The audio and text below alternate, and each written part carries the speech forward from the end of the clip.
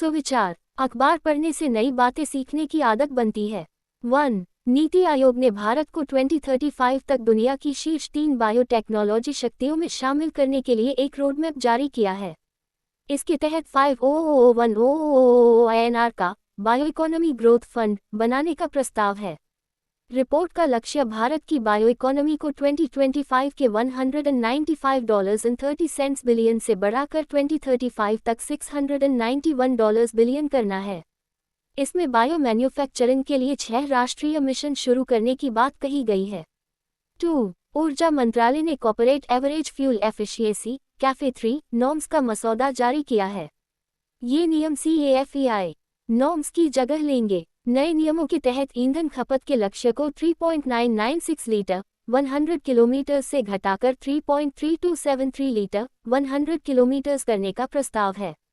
पहली बार ethanol, biofuel और compressed biogas की कार्बन न्यूट्रलिटी को भी इन मानकों में मान्यता दी जाएगी।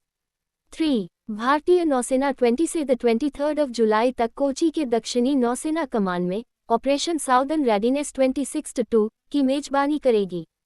ये 4 दिवसीय बहुराष्ट्रीय समुद्री सुरक्षा प्रशिक्षण अभ्यास है।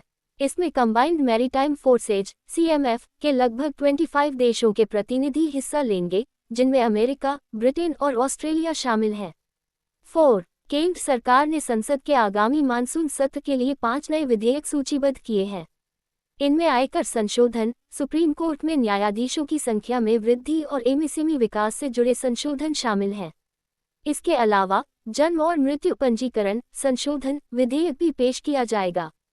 5. भारतीय वायुसेना ऑस्ट्रेलिया में होने वाले बहुराष्ट्रीय युद्धाभ्यास एक्सरसाइज पिच ब्लैक 2026 फीट में भाग लेगी।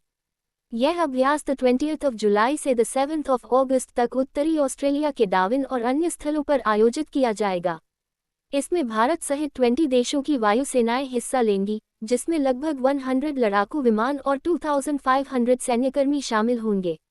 6. Lionel Messi 3 FIFA World Cup final खेलने वाले दुनिया के पहले कप्तान बनने वाले हैं। फीफा वर्ल्ड कप 2026 के सेमीफाइनल जीतने के बाद अर्जेंटीना ने फाइनल पहुंच गई है।